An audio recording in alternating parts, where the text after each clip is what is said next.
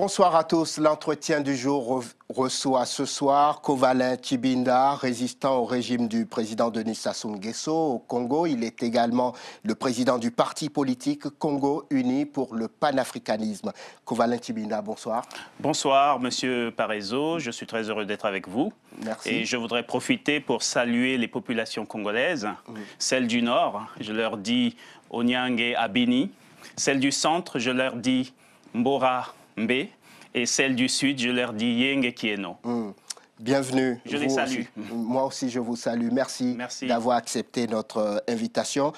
Vous auriez aimé être à Brazzaville le week-end où il y a eu la manifestation contre le projet de révision constitutionnelle? Oui, j'aurais aimé être à Brazzaville parce que si j'y étais, j'aurais conduit les 50 000 personnes qui se sont déplacées vers le palais présidentiel pour qu'ils prennent le pouvoir qui leur a été confisqué depuis tant d'années.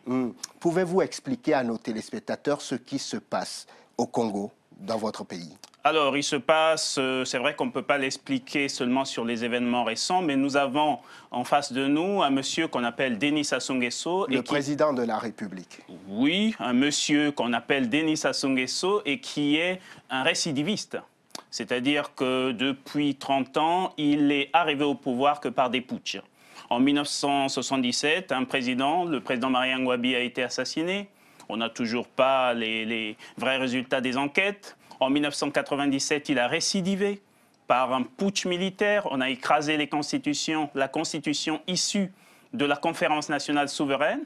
Et aujourd'hui, il veut rester au pouvoir alors qu'il est là depuis 32 ans sans résultat palpable.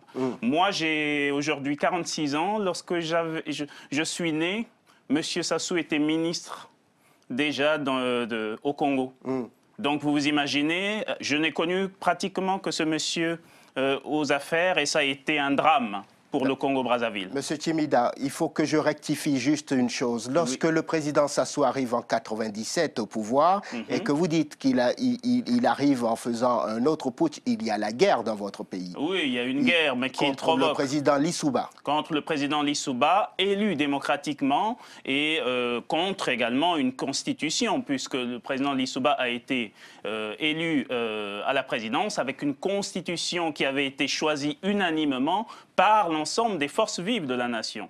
Or, quand M. Sassou arrive en 97, alors que son parti avait également voté la constitution du 15 mars 92, il se met une constitution à sa juste mesure. Et aujourd'hui, il trouve que cette constitution est trop serrée. Pourquoi et donc, vous il veut dites l'aménager. qu'il se met une constitution? Je pensais que c'était le peuple congolais qui avait voté cette nouvelle constitution. Le peuple congolais n'a jamais voté la constitution de 2002. Elle a été votée aux alentours de 10%.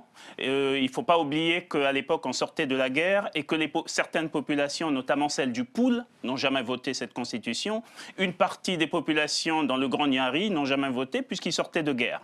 Donc, M. Sassou a organisé un référendum unilatéral pour plus ou moins justifier son putsch. Nous considérons au CIP que la constitution de 2002 est une constitution qui essaie donc de donner une légitimité au putsch de 1997.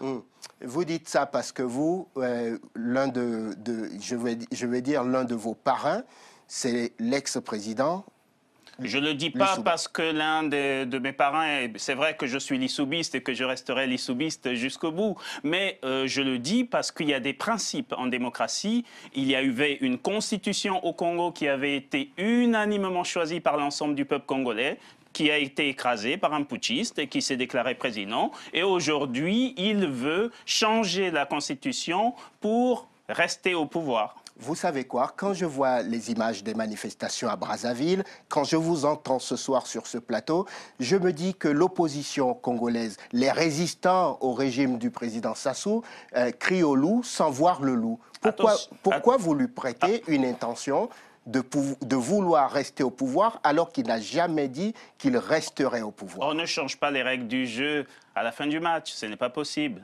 Monsieur Sassou Nguesso a mis lui-même une constitution. Il s'est fait écrire sa constitution, c'est sa propre constitution. Cette constitution dit 2 mandats. Cette constitution dit qu'on ne peut pas se présenter au-delà de 70 ans. Oui. Monsieur Sassou Nguesso doit aller se reposer. Oui, mais et il n'a pas dit qu'il se présenterait. Il va se présenter. Je connais Monsieur Sassou Nguesso depuis que je suis né. Je n'ai connu que ce président et je connais sa malice. Je sais que Monsieur Sassou Nguesso modifie la Constitution pour se présenter, non pas pour l'intérêt du pays. C'est d'abord une histoire personnelle.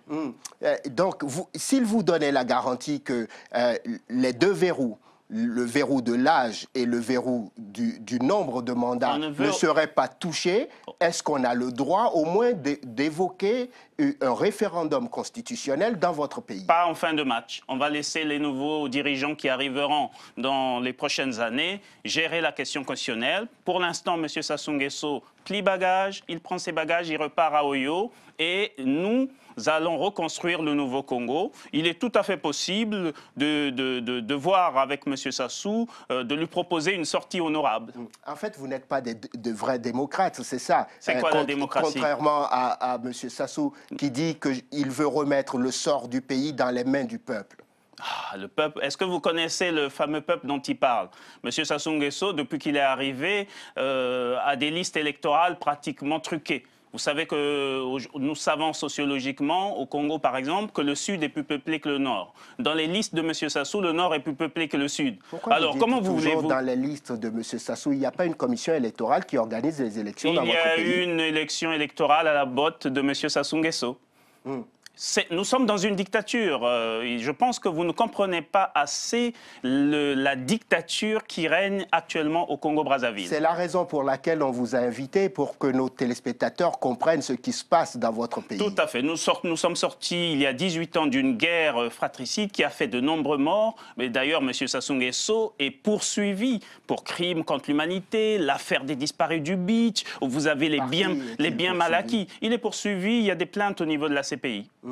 Et donc, je comprends aujourd'hui pourquoi il essaie de se redonner de la force en modifiant la Constitution et en essayant de rester. Pourquoi n'avons-nous jamais entendu parler de ces poursuites contre lui? Je pense que vous n'êtes pas très informé. Il suffit de vous balader sur le web et vous verrez que M. Sassou Nguesso craint d'être traduit devant la CPI si jamais il quittait le pouvoir. D'ailleurs, je pense que c'est la vraie motivation de sa volonté de modifier la Constitution. Ce n'est pas parce que c'est le garant de la paix et de la stabilité de votre pays. Il n'a jamais été le garant de la paix et de la sécurité. C'est un putschiste depuis des années. Il est toujours dans tous les complots depuis les années 70. Il n'a jamais été garant de la paix. Chaque fois qu'il est revenu, ça a été toujours avec du sang. Le sang des Congolais a coulé sous M. Sassou Nguesso. Si l'opposition congolaise était si sûre de l'alternance à la tête du pays, pourquoi l'opposition ne laisse pas aller au référendum et rejette le référendum? Mais il n'y a pas besoin d'aller dans un référendum sans véracité des listes électorales. Les listes électorales sont truquées. Et en plus, on sait que la commission électorale est à la botte de M. Sassou. On ne peut pas aller en fin de mandat vers un référendum pour changer les règles. Que M. Sassou Nguesso laisse ça à son successeur. À ce stade de notre discussion, je vais résumer en 3 phrases votre pensée. Vous dites: oui, on peut réviser une constitution, mais on ne la révisera pas en fin de mandat du président Sassou. Alors, oui, mais de toute façon, vous avez compris que je suis un résistant. Alors, un résistant... Pourquoi vous ne dites pas opposant? Je ne suis pas opposant parce que nous n'avons jamais reconnu la constitution de M. Sassou Nguesso, qui est la constitution qui a consisté à donner de la légitimité à son putsch de 1997. Nous, les résistants, nous reconnaissons la constitution du 15 mars 92, émanation du peuple congolais, qui a permis l'arrivée au pouvoir de M. Pascal Lissouba et qui a été écrasée via un putsch militaire par M. Sassou Nguesso. Donc, pour nous, la constitution de Sassou Nguesso est une parenthèse un peu à l'identique du régime de Vichy. Donc, je continue donc le résumé de votre pensée, c'est que finalement, il n'y a pas d'issue pour ce projet de révision constitutionnelle. Comment ça, il n'y a pas d'issue? M. Sassou Nguesso doit partir, il a jusqu'au 13 août 2016 et il s'en va. C'est ça l'issue. Et s'il ne s'en va pas? Et s'il ne s'en va pas, on rentre dans une crise politique. Et s'il y a quand même ce référendum constitutionnel, qu'est-ce que vous allez faire? Nous ne reconnaîtrons jamais, de la même façon que nous ne reconnaissons pas la constitution de M. Sassou Nguesso, celle issue du putsch, il n'y a aucune raison que nous reconnaissons un référendum issu d'une fausse constitution. Et du coup, vous allez faire quoi? Du coup, nous rentrons en résistance. C'est pour cela que nous organisons le 26, le 27 et 28 novembre une table ronde de toutes les forces vives congolaises pour commencer à préparer la transition au Congo. Vous dites que c'est pour installer donc des institutions de transition. Vous n'avez pas l'impression de faire la même chose que vous reprochez au président Sassou de faire, vous, à votre tour, en faisant cette initiative, un putsch institutionnel? Alors, nous sommes dans la loi.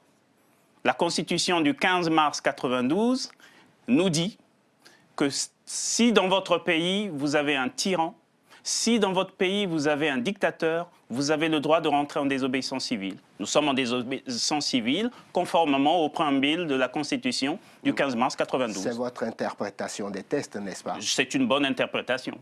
C'est vous qui le dites. Je le dis, mais je crois que je suis du côté du droit.